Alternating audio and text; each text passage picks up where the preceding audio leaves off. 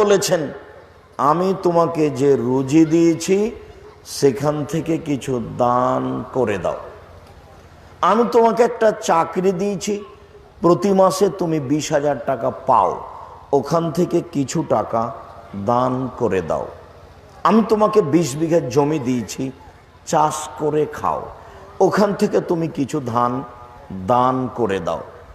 প্রত্যেক আয়াত, প্রায় প্রত্যেক আয়াতে যেখানে আল্লাহ বলেছেন আমি তোমাকে রুজি দিয়েছি, প্রায় সেখানে বলেছেন যে তুমি কিছু দান করো।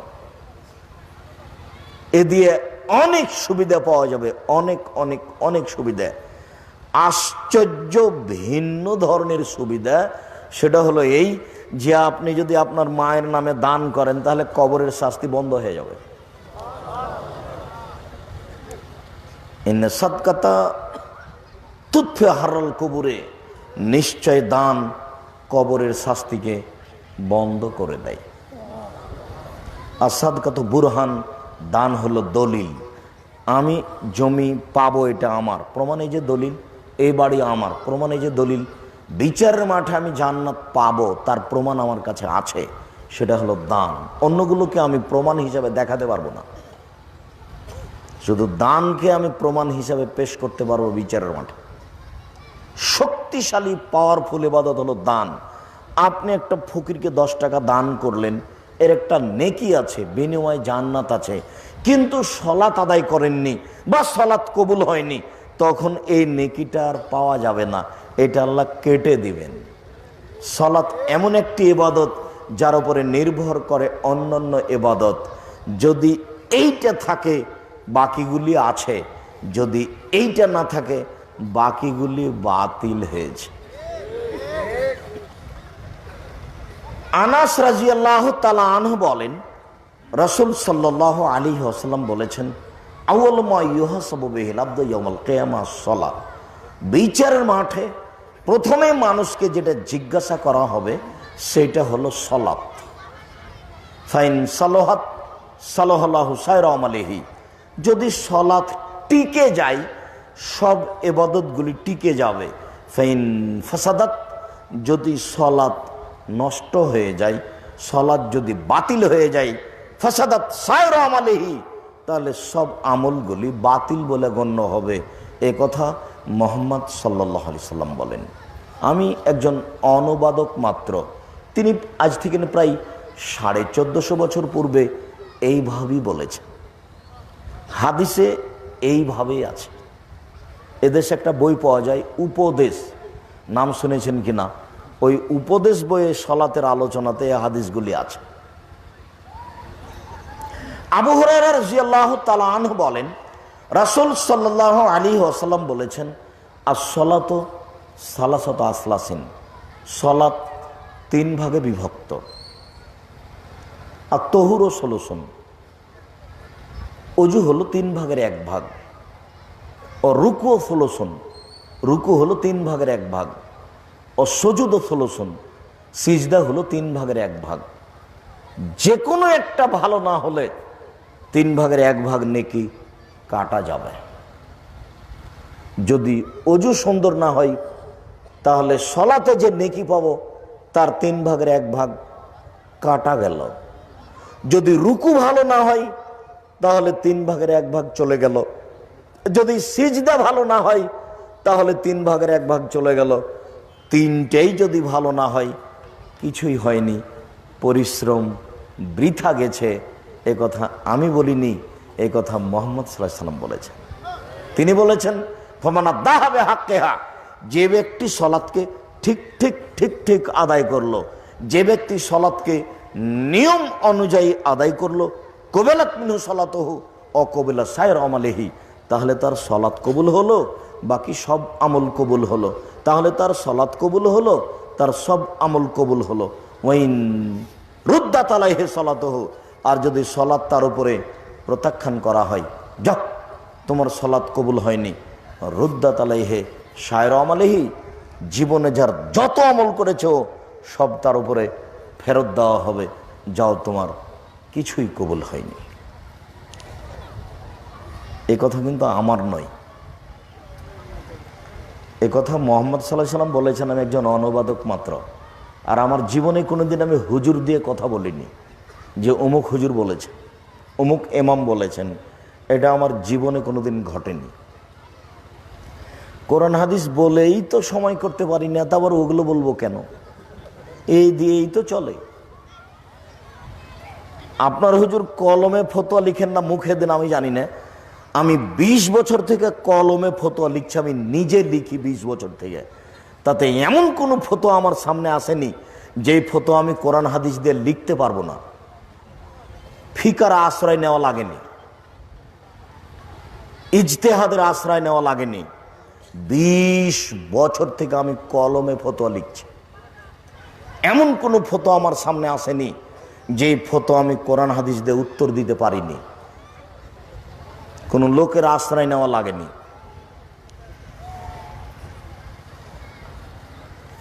সম্মানিত দিনী ভাই বোন, সালাত আপনাকে আদায় করতে হবে যে কোনো মূল্যে। আল্লাহকে ডাকার সবচেয়ে বড় মাধ্যম হলো সালাত।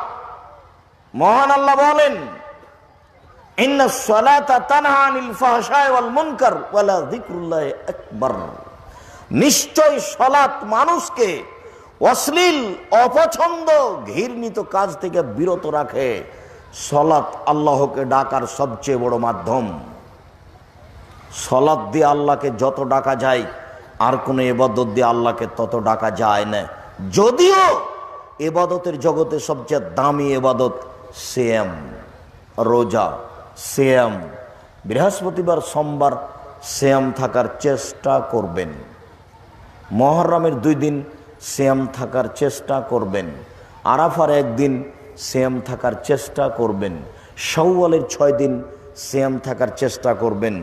15ই শাবান সিয়াম থাকবেন না।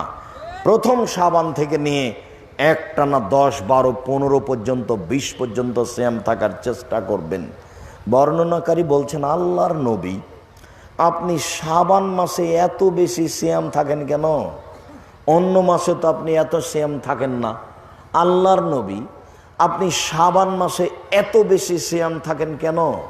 অন্য মাসে তো এত সিয়াম থাকেন না।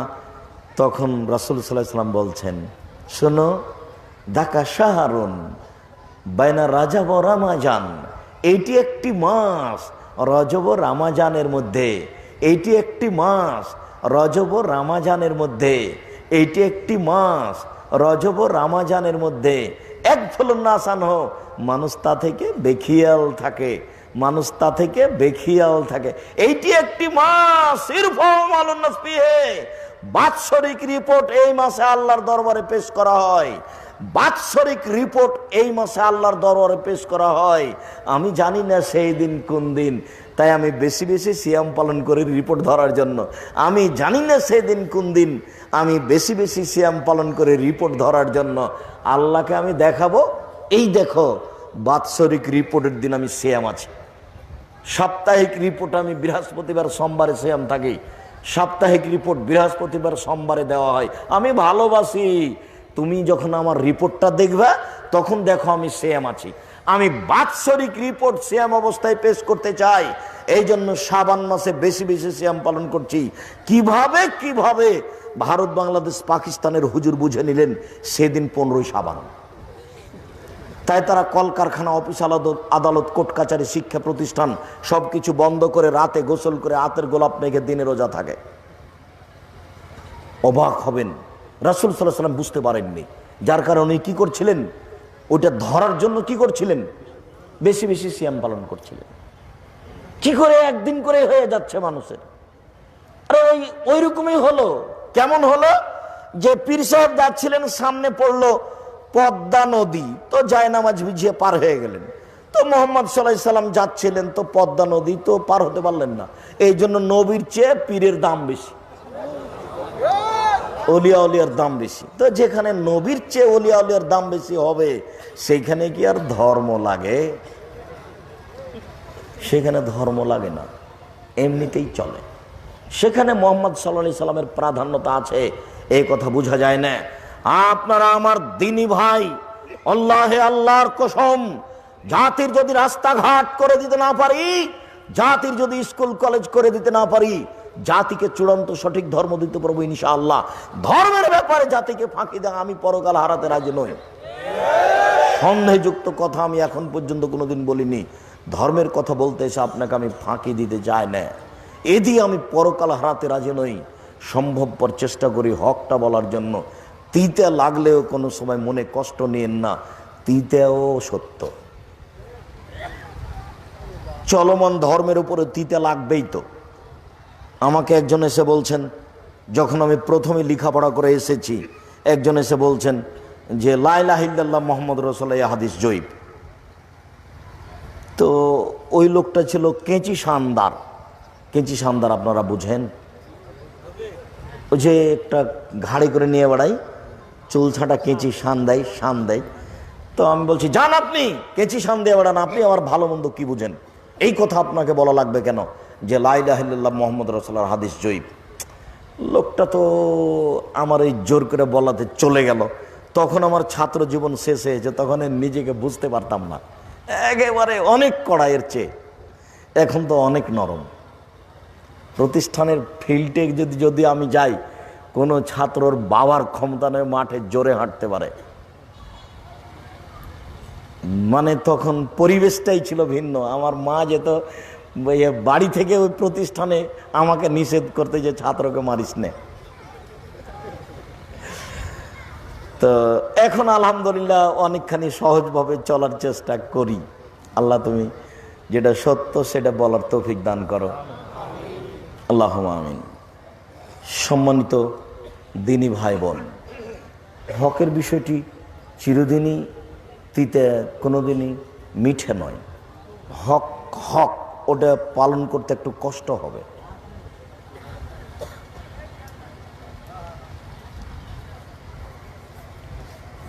সালাত হচ্ছে আল্লাহকে ডাকার সবচেয়ে বড় মাধ্যম। সালাত দিয়ে আল্লাহকে যত ডাকা যায়, আর কোনো ইবাদত দিয়ে আল্লাহকে তত ডাকা যায় না। সালাত দিয়ে যে আল্লাহকে সবচেয়ে বেশি ডাকা যায়, তার একটা নমুনা পেশ করে আমি সামনের দিকে যাই। নমুনা, একটি লোক মারা গেল, কাপড় দিয়ে তাকে ঢেকে দিবেন। হাতে হাতে মুখটা কেবলার দিকে করবেন না, হাতে হাতে মুখটা কেবলার দিকে করা বিদাত। কাপড় দিয়ে ঢেকে দেন। তারপর অজু দিয়ে গোসল দিবেন। অজু দেওয়ার পূর্বে পেট চেপে পেশাব পায়খানা বের করবেন না, এটা বিদাত, হারাম। অজু দেওয়ার পূর্বে নখ কাটবেন না। অজু দেওয়ার পূর্বে গোপ কাটবেন না। অজু দেওয়ার পূর্বে পেশাব পায়খানা পরিষ্কার পরিচ্ছন্ন করবেন না, নিচের লোম পরিষ্কার করবেন না। কেন? শ্বাস বন্ধ হয়ে গেছে, সব হুকুম বন্ধ। শ্বাস যতক্ষণ ছিল ততক্ষণ ওইগুলি বিধান ছিল। শ্বাস চলে গেছে, এইগুলি বিধান বন্ধ হয়ে গেছে। এখন যেটা মুহাম্মদ সাল্লাল্লাহু আলাইহি ওয়াসাল্লাম বলেছেন সেইটা করতে হবে। কি? অজু দিয়ে গোসল দিতে হবে। লাশকে উঠাবেন না, বসাবেন না। পেট চেপে পেশাব পায়খানা বের করবেন না। স্ত্রীকে গোসল দেওয়া হবে স্বামী, স্বামীকে গোসল দেওয়া হবে স্ত্রী। স্বামী মারা গেলে স্ত্রী তাকে দেখতে পারে না, এটা হারাম হয়ে গেছে। ও ভাগ জমির ঠিকই নিল, কিন্তু স্ত্রী আর স্বামী বাতিল হয়ে গেল, তালাকও দেয়নি, মরলেই নাকি তালাক হয়ে গেল। ধর্ম কি এত বড় পাগল গো? এইভাবেই চলছে। সারা জীবন যার সাথে সংসার করলো, মরার পরে নাকি তার মুখখানে একটু দেখতে পাবে না।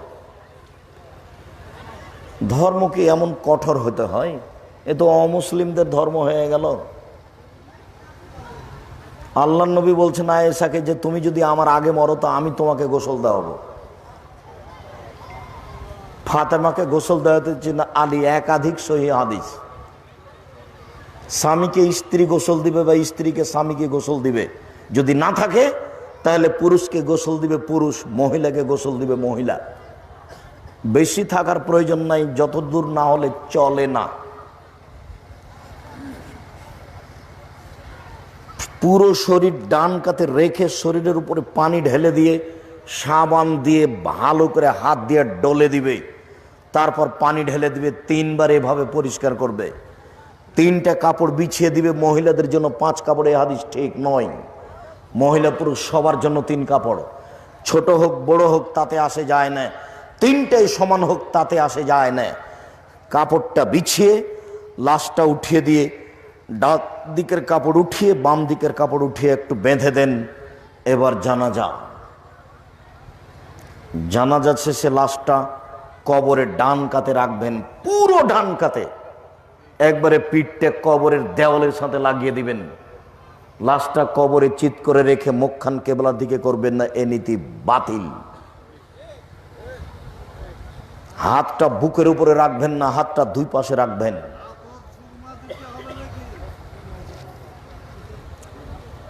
সুন্দর করে ঝকঝক করে ধোয়ার কথা এসেছে, সুরমা দিলে কোনো সমস্যা নেই, তবে গোলাপ জল ছিটাতে পাবে না। পরে গোলাপ জল ওই পানিতে দিয়ে দিবে গোসল দেওয়ার সময়। জানাজা পড়ার পূর্বে বক্তব্য চলবে না, চেয়ারম্যানের বক্তব্য, মেম্বারের বক্তব্য, এলাকার লোকের বক্তব্য, সরবরাহের বক্তব্য, ছেলেটার বক্তব্য। জানাজাকে সামনে রেখে শুধু চলবে আমার বাপের কোনো লেনদেন থাকলে আপনারা বললে আমি সেটা পরিশোধ করব। রাসূল সাল্লাল্লাহু আলাইহি ওয়াসাল্লাম বলতেন কি, এই জানাজার কি ঋণ আছে? জি আছে। তাহলে তোমরা জানাজা করো, আমি গেলাম। মানে ঋণ আছে তো জানাজা নেই, আমি দিব। আচ্ছা ঠিক আছে, তাহলে জানাজা করে দিচ্ছি। ঋণ খুব খারাপ জিনিস। রাসূল সাল্লাল্লাহু আলাইহি সাল্লাম জীবনে যতবার সালাত আদায় করেছেন, সালাম ফেরার পূর্বে তিনি ঋণ থেকে বাঁচতে চেয়েছেন।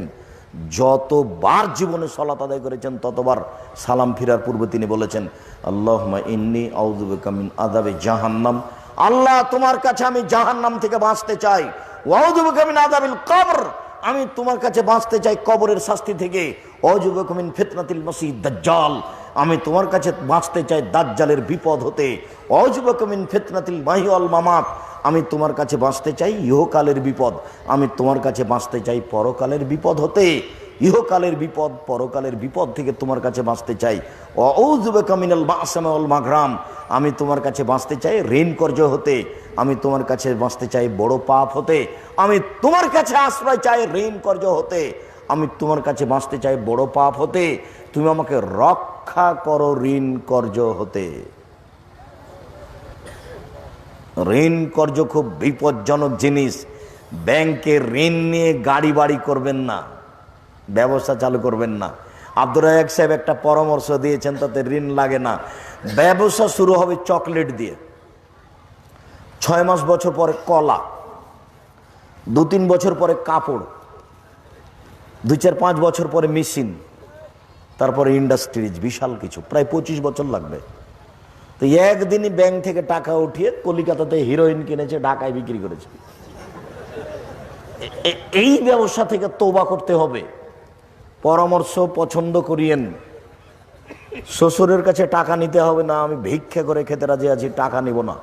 ভিক্ষা করে খাবো কেন? পৃথিবী অনেক বড়, কাজ করে খাবো। আব্দুর রাজ্জাক সাহেব ওটা কঠোরতার জন্য বলেছেন যে ভিক্ষা করে খাও বাপ বেটা, শ্বশুরের কাছে টাকা নিবা কেন? এটা তিনি কঠোরতা দেখিয়ে বলেছেন। হ্যাঁ, আমি কঠোরতা দেখে বলেছি, আপনাকে খাটো করার জন্য। টাকা নেবেন কেন শ্বশুরের কাছে? পৃথিবী কি খাটো? কাজ করে খান। বলে আমার শ্বশুর এমনিতে দিয়েছে। তোমার শ্বশুর ফকিরকে মোটর সাইকেলটা দিতে পারে না? এমনি তো ফকিরকে দেওয়া যায়। তোমার শ্বশুর ফকির আসলি বলে মাফ করো। এই স্বভাবের তোমার শ্বশুর, তওবা করো। আর শ্বশুরের সাথে কোনোদিন তর্ক বিতর্ক করবা না। শ্বশুরও বাপ, ওকে সম্মান করতে হবে, মূল্যায়ন করতে হবে। একটু কটু কথা বলেছে সেই জন্য তুমি স্ত্রীকে গালি দাও, তোমার স্বভাবই খারাপ। স্ত্রীকে গালি দেওয়া কেন? শ্বশুরের বাড়ি যাওয়া না কেন? শাশুড়ির সাথে কথা বলবা না কেন? এই রাগ ঠিক নয়। তার সাথে চলাচল করতে হবে, তাদের কাছ থেকে দোয়া নিতে হবে, তাদের আশীর্বাদে থাকতে হবে। তারা মনের কষ্ট তাদের আছে, এটাই হলো বদদোয়া। সবসময় তুমি তাদেরকে মূল্যায়ন করার চেষ্টা করবে। বলছিলাম সম্মানিত দিনী ভাই বোন, রাসূল সাল্লাল্লাহু আলাইহি সাল্লাম দিন রাত ঋণ কর্জ থেকে বাঁচতে চাইতেন। লাশটা সামনে রেখে দিয়ে এতটুক বলা যায় যে ঋণ কোনো লেনদেন থাকলে আমাকে বললে আমি আমার বাপের বড় ছেলে হিসাবে আমরা ভাইরা আছি, কয়েকটা ঋণ পরিশোধ করব। যেহেতু ঋণ ছাড়া জানাজা হয় না, কাজেই ঋণের কথা বলতে হবে, অন্য কিছু নয়। আল্লাহু আকবার। লাশকে সামনে রেখে ডান হাত বাম হাতের উপরে রেখে বুকের উপর রেখে সানা লাগবে না। আউযুবিল্লাহ বিসমিল্লাহ, সূরা ফাতিহা বিসমিল্লাহ, অন্য একটি সূরা আল্লাহু আকবার, দুরুদ, আল্লাহু আকবার, বিশেষ দোয়া। আল্লাহুম্মা গফির লাহু, আল্লাহ তুমি এই লোকটাকে ক্ষমা করো। ওয়ারহামহু, তুমি তার প্রতি রহমত নাযিল করো। ওয়াফিহি, তুমি তাকে মাফ করো। ওয়াফানহু, তুমি তার প্রতি নিরাপত্তা অবতীর্ণ করো। ওয়াকরিম নুজুলাহু, তুমি তাকে দামি সম্মানী খাদ্য খেতে দাও। ওয়াসমাব খালাহু, তুমি তার থাকার জায়গা প্রশস্ত করে দাও। ওয়াগসিলু বিল মাই ওয়াসালজাল বারাদ কামা নাক্কাসাবুল আবজুমিনাদ দানাস, তুমি তাকে ঠান্ডা স্বচ্ছ পানি দিয়ে ধুয়ে পরিষ্কার করে দাও, যেমন ভাবে সাদা কাপড়কে ময়লা থেকে ধুয়ে পরিষ্কার করা হয়। আবদুলহু দারান খায়রান মিন দারিহি, দুনিয়াতে যে বাড়ি ছিল তার চেয়ে সুন্দর বাড়ি দাও। আহলান খায়রান মিন আহলিহি, দুনিয়াতে যে পরিবার ছিল তার চেয়ে সুন্দর পরিবার দাও। ওয়াজাওজান খায়রান মিন জাওজিহি, দুনিয়াতে যে স্ত্রী ছিল তার চেয়ে সুন্দর স্ত্রী দাও। আদখিলুল জান্নাহ, তুমি তাকে জান্নাতে প্রবেশ করাও। ওয়াইদহু মিন আযাবিল কবর ওয়া মিন আযাবিন নার, তুমি তাকে জাহান্নামের শাস্তি থেকে বাঁচাও, তুমি তাকে কবরের শাস্তি থেকে বাঁচাও। আল্লাহুম্মা গফির লিহাইয়িনা, আল্লাহ যারা আমাদের জীবিত তাদের তুমি ক্ষমা করে দাও। অমাইয়েতেনা, যারা আমাদের মারা গেছে তাদের তুমি ক্ষমা করে দাও। ও শাহেদেনা, যারা জানাজায় উপস্থিত হয়েছে তাদের তুমি ক্ষমা করে দাও। ও গায়েবেনা, যারা জানাজায় উপস্থিত হতে পারেনি তাদের তুমি ক্ষমা করে দাও। ও সাগিরেনা, যারা আমাদের ছোট তাদের তুমি ক্ষমা করে দাও। ও কাবিরেনা, যারা আমাদের বড় তাদের তুমি ক্ষমা করে দাও। ও যাকারেনা, যারা আমাদের পুরুষ তাদের তুমি ক্ষমা করে দাও। অনসানা, যারা আমাদের মহিলা তাদের তুমি ক্ষমা করে দাও। আল্লাহুম্মা মান আহিয়াতাহু মিন্না ফাআহলিল ইসলাম, আল্লাহ তুমি আমাদের যাকে জীবিত রাখবে মুসলমান করে জীবিত রাখো। ওমান তাওফাইতাহু মিন্না ফাতাওফা আলাল ঈমান, আল্লাহ তুমি আমাদের যাকে মারবে ঈমানদার করে মারো। আল্লাহুম্মা লা তাহরিমনা আজরাহু ওয়া লা তাফতিনা বাদা, আল্লাহ এই লোকটা চলে যাওয়ার পরে তুমি যে আমরা ব্যথিত হয়েছি এতে তুমি আমাদের নেকি দান করো। এই লোকটি চলে যাওয়ার পরে তুমি আমাদেরকে ভুল পথে নিয়ে যাও না। আসসালামু আলাইকুম ওয়া রাহমাতুল্লাহ, আসসালামু আলাইকুম ওয়া রাহমাতুল্লাহ। এই দেখেন, সালাত মানে ডাকা, সালাত মানে ডাকা। এটা নমুনা দেখা দেখি এটা পেশ করলাম। আপনি যে আল্লাহু আকবার বলে জোহরের সালাত আদায় করেন, তো শুধু খালি ডাকা হয়, খালি বলা হয় এটা দেন, এটা দেন, এটা করে দেন, এটা করে দেন, এটা করে দেন, পুরো সালাতটাই। আল্লাহ বলছেন যে সালাত হচ্ছে আল্লাহকে ডাকার সবচেয়ে বড় মাধ্যম। পৃথিবীর মানুষ হাফিজু আলাস সালাওয়াত ওয়াস সালাতিল উস্তা, তোমরা 5 ওয়াক্ত সালাত ঠিক ঠিক আদায় করো, বিশেষভাবে আসরের সালাত। আসরের সালাতকে ঠিক টাইমে ঠিক ঠিক আদায় করো। এইটা ফরিদপুর অন্তর্গত জেলা, এরা সূর্য ডুবার সময়তে আসরের সালাত আদায় করে, সেটাই নাকি ভালো। জি না, 3টে 3:30টায় পড়তে হবে। আপনারা দেখছেন সবাই পড়ছে, যে কি করবেন, সবাই তো পড়বে। তারপরে হক এরকম নয়, এইভাবে অসময়ে সালাত আদায় করিয়েন না। তো জামাতে এরকম চলছে, তো বাড়িতে পড়ে নেন, ওটা আল্লাহ রাসূল অনুমতি দিয়েছে। রাসূল সাল্লাল্লাহু আলাইহি সাল্লাম বললেন যে মানুষ যখন সালাতের টাইমকে মেরে ফেলবে তখন তোমরা কি করবা? তো বলেন কি করবা, আপনি বলেন। তখন তোমরা বাড়িতে পড়ে নিও, তারপর মনে করলে জামাতে যায়ও, ওটা নফল হয়ে যাবে। তার পক্ষ থেকে অনুমতি আছে, বুখারী মুসলিম। আল্লাহ তাআলা যা বলেছেন তাতে সালাত আদায় করতে হবে আপনাকে। আবু হুরায়রা রাদিয়াল্লাহু তাআলা আনহু বলেন, রাসূল সাল্লাল্লাহু আলাইহি সাল্লাম বলেছেন, বনিয়াল ইসলাম আলা খামস, ইসলামের ভিত্তি হলো 5টি। 1, শাহাদাতে আল্লাহ ইলাহা ইল্লাল্লাহ, এই বলে সাক্ষ্য দেওয়া যে আল্লাহ ছাড়া কোনো মাবুদ নেই, এই বলে সাক্ষ্য দেওয়া যে মুহাম্মদ আল্লাহ রাসূল, এই বলে সাক্ষ্য দেওয়া যে আল্লাহ ছাড়া কোনো মাবুদ নেই, মানে শিরক করব না। আমি তখন শিরকের বক্তব্য দিতে পারছি না, তবে বক্তব্য একটা শিরকের তালিকা আছে। এদেশে একটা বই পাওয়া যায়, কে বড় ক্ষতিগ্রস্ত, ওতে একটা এদেশে শিরকের তালিকা আছে। ঢাকাতে একজন মৌলানা সাহেব যান গাড়িতে চড়ে, মাথায় অনেক বড় টুপি, বেশ সুন্দর টুপি, দামি টুপি, দেখতেও ভালো লাগে। তো অনেক দিন থেকে মনে করি যে কথা বলবো, তো সময় হয় না। একদিন সিরাজগঞ্জে নেমে পিছন থেকে গিয়ে একটু সালাম দিলাম, বললাম কেমন আছেন, টুপিটা খুব ভালো লাগে দেখতে, আমাকে অনেক দিন থেকে দেখি। কি করেন? বলছে আমি এমামতি করি। কথার ভাগ খুব চোখা, ঢং সাজ খুব চোখা আর কি, খুব মজবুত, একবারে ভাব নিয়ে কথা বলছেন। তখন আমি বললাম যে খুতবা দেন? জি। কি খুতবা দেন? এগুলো বলি, শিরক বলি, বেদাত বলি, এগুলো বলি। বললাম যে শিরক কিভাবে বলেন? বলছে শিরকের আয়াত পড়ি, হাদিস পড়ি। তো শিরকে আল্লাহ বলেছেন যে শিরক করো না, শিরক অতীতের সব নেকিকে নষ্ট করে দেয়। আয়াত, একাধিক আয়াত, শিরকের পাপ ক্ষমা হবে না, এগুলো বলেন। আল্লাহ নবী বলেছেন শিরক সবচেয়ে বড় পাপ। তো 10 মিনিট বললেন আয়াত আর হাদিস। তো এই দেশে কি শিরক আছে সেটা তো কোরআন মাজিদে লেখা নেই, খালি বলা আছে শিরক করো না, শিরক করলে অতীতের নেকি বাতিল হবে। তো এখন সিরিয়াল দেন মানুষের সামনে, ফরিদপুরের শিরক, আটরসের শিরক, ফুরফুরার শিরক, দেওয়ানবাগের শিরক, মাঝভান্ডাইগের শিরক, দেশের শিরক, মা চাচির শিরক, এইভাবে সিরিয়াল দিবেন। তাহলে মসজিদের লোকেরা বুঝতে পারবে ও এইটা শিরক, তাই তো এইটা শিরক। তখন বলছে আব্দুর রাজ্জাক সাহেব তাহলে কি ইমামতি থাকবে? তা আপনি এদেরকে শিরক কি বুঝালেন? আমি আজকে আপনাদের সামনে শিরক বক্তব্য দিলাম, 5টা আয়াতের অনুবাদ করলাম, 5টা হাদিসের অনুবাদ করলাম। রাসূল সাল্লাল্লাহু আলাইহি ওয়াসাল্লাম বলেছেন আকবরুল কাবায়েরা সালাসা, সবচেয়ে বড় পাপ 3টি। 1 আল ইশরাকু বিল্লাহ, আল্লাহর সাথে শিরক করা। 2 উকুকুল ওয়ালিদান, পিতামাতার অবাধ্য চলা। 3 শাহাদাতু জুরে, মিথ্যা সাক্ষী দেওয়া।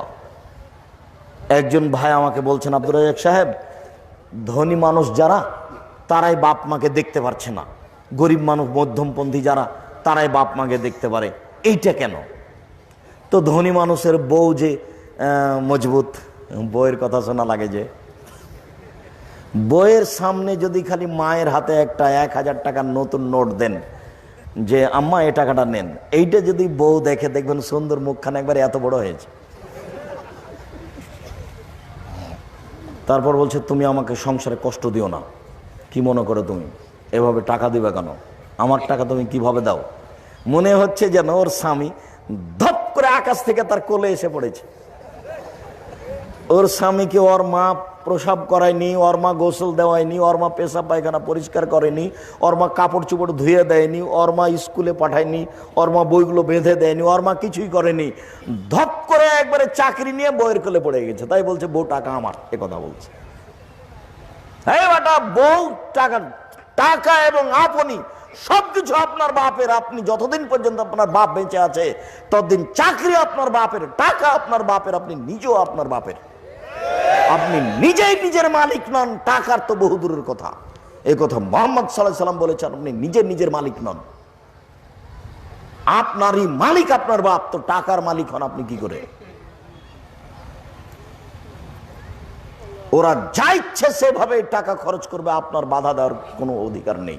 আপনি পরামর্শ দিতে পারেন যে আব্বা এভাবে টাকা খরচ করার চেয়ে এভাবে করা ভালো। কোনোদিন কটু কথা বলবেন না জীবনে বাপ মাকে। বৃদ্ধ অবস্থায় আপনার সাথে ভালো আচরণ দেখাতে পারবে না, এই কথাই ঠিক। বৃদ্ধ অবস্থায় টাকা দিবে না আপনি, আর আপনার বোনের ছেলেকে টাকা দিয়ে দিবে, তখন আপনি কি করবেন? দিয়ে দিবে, এই কথাই ঠিক। খেতে বসেছে আপনার ছেলের, আপনার বোনের ছেলে, একবারে বড় মাছের টুকরাটা, মাথাটা আপনার বোনের ছেলেকে দিয়েছে, আর আপনার ছেলেকে দিয়েছে নিচে ছোট একটা টুকরা, এটা আপনার বউ দেখে নিয়েছে। তখন আপনার বউ বলছে তোমার মা মানুষ নাকি? তোমার মা মানুষ? তোমার মা তোমার বোনের ছেলেকে এগুলো দেয়। তখন আপনি দেখছেন ঠিকই তো, আসলে আমার মা খুবই খারাপ করবে, এই কথাই ঠিক। যত বয়স হবে তত উল্টা চলবে, যার জন্য তো আল্লাহ এত দেখতে বলেছেন। কোনো সুযোগ নেই, কোনো প্রকার জোরে কথা বলার সুযোগ নেই। একদিন নওদাপাড়াতে রাজশাহীর মেয়র এসেছেন, তো শাহ মকদুম থানার ওসি এইভাবে দাঁড়িয়েছেন পাশে। এভাবে দাঁড়িয়ে বলছেন, স্যার তাহলে আমরা কি করব? তখন আমি পাশে বসে আছি, দেখে অবাক হয়ে গেলাম, ব্যাপারটা কি? আরে এইভাবে তো দাঁড়াতে হবে বাপের মায়ের সামনে, এইখানে কেন লোকটা দাঁড়াচ্ছে? আল্লাহ বলছেন যে বাপ মায়ের সামনে নত হয়ে যেতে হবে, হাত নিচু করে রাখতে হবে, কণ্ঠ নিচু করে রাখতে হবে, বলতে হবে এভাবে, আব্বা আজকে কি বাজার যাব? আব্বা আপনাকে তো আমি বলেছিলাম যে আর ওই দোকানে বসিয়েন না, তা আপনি ওখানে বসছেন কেন? আব্বা ওখানে বসিয়েন না, এভাবে বলবেন। হ্যাঁ তোমাকে নিষেধ করেছিলাম যে দোকানে বসবে না, তুমি যাও কেন ওখানে? এটা না যাই, চলবে না, এই ভাষাই চলবে না। আল্লাহ না করে দিয়েছে, আল্লাহ না করে দিয়েছেন। যা অন্যায় করছে করুক, আপনি বুঝাতে থাকেন। সম্মানিত দিনী ভাই বোন, আল্লাহ সালাত আদায় করতে বলেছেন, আল্লাহর নবী সালাত আদায় করতে বলেছেন। অজু করে সালাত আদায় করতে হয়, পানি নেই, তায়াম্মুম করে সালাত আদায় করতে হবে, মাটি নেই, বিনা অজুতে বিনা তায়াম্মুমে সালাত আদায় করতে হবে। এমনিতেই কেবলার দিকে মুখ করে সালাত আদায় করতে হয়, কেবলা বোঝা যায় না, কেবলা ছাড়াই সালাত আদায় করতে হবে। পরিষ্কার কাপড় পরে সালাত আদায় করতে হয়, পরিষ্কার কাপড় নেই, অপরিষ্কার কাপড় পরেই সালাত আদায় করতে হবে। পরিষ্কার অপরিষ্কার কোনো কাপড়ই নেই। তাই কথার কথা বলেছি, আফগানিস্তানে হোক, ইরাকে হোক, মায়ানমারে হোক, কোনো মুসলিম দেশে হোক, মার্কিন সৈন্য প্রবেশ করে মুসলিম নারীকে ধরে 5 জন 7 জন 10 জন ধর্ষণ করে, পরনের কাপড় খুলে নিয়ে উলঙ্গ অবস্থায় হাঁটতে বাধ্য করে। এই সময়ে যদি সলাতের টাইম হয়ে যায়, তাহলে মুসলিম মহিলাকে উলঙ্গ অবস্থায় মার্কিন সৈন্যের সামনে সলাত আদায় করতে হবে, করতেই হবে। সলাত একটা আশ্চর্য ভিন্ন ধরনের বিরল ইবাদত, যে ইবাদত মানুষের কোনো সমস্যা বুঝে না। হজ একটা দামি ইবাদত, সমস্যা বুঝে। আমি অসুস্থ, টাকা আপনাকে দিলাম, আপনি হজ করলেন, নাকি আমার হয়ে গেল, অসুবিধা বুঝে। সিয়াম রোজা অসুবিধা বুঝে। আমি অসুস্থ, আমি একজন অসহায় মানুষকে সকাল সন্ধ্যা খাওয়ালাম, সিয়াম রোজা আমার হয়ে গেল। সালাত অসুবিধা বুঝে, হজ সিয়াম অসুবিধা বুঝে, হজ অসুবিধা বুঝে, কিন্তু সালাত কোনো সমস্যা অসুবিধা বুঝে না। হুজুর মিথ্যা কথা বলেছেন। হুজুর বলেছেন, এই শোনেন, আপনার বাপের কয়েক তো নামাজ কাজা হয়েছে, আচ্ছা আচ্ছা আচ্ছা 5 5 5 15 1,500 টাকা দেন। 1,500 টাকা কাফারা দিয়ে জানাজা পড়ে চলে গেল। সালাত আদায় করেনি, তার কাফারা চলবে না, কাফারা হারাম, হুজুরকে তওবা করতে হবে। হুজুর ভুল করেছেন। আবারও বলছি, জাতির যদি রাস্তাঘাট করে দিতে না পারি, জাতির যদি স্কুল কলেজ করে দিতে না পারি, জাতিকে চূড়ান্ত সঠিক ধর্ম দিতে পারবো ইনশাআল্লাহ, হুজুরকে তওবা করতে হবে। সলাতের কাফারা চলে না, সলাতের কাফারা নেই, সলাতের কাফারা নেই, উমরি কাজা নেই। হুজুর বলেছেন, ছাত্র জীবনে কত নামাজ ছুটে গেছে, এখন কিছু পড়ে নাও। সন্ধ্যের নামে ইবাদত নয়, কত ওয়াক্ত পড়বো? ধর্ম কি এত বড়ই পাগল যে দিন রাত পড়বো? সারা জীবনে কত 30 বছর পর্যন্ত সালাত আদায় করেননি, অতএব উমরি কাজা করে নেন। নগদ মিথ্যা, উমরি কাজা বিদআত, উমরি কাজা বিদআত, উমরি কাজা বিদআত। কিয়ামত পর্যন্ত কোনো মায়ের বেটা এর প্রমাণ দিতে পারবে না। কান ধরে ফিরে আসতে হবে মত থেকে। সন্ধ্যের নামে ইবাদত নয়। চলে গেছে 30 বছর, আল্লাহ মাফ করো, ভুল হয়েছে, হয়ে গেল।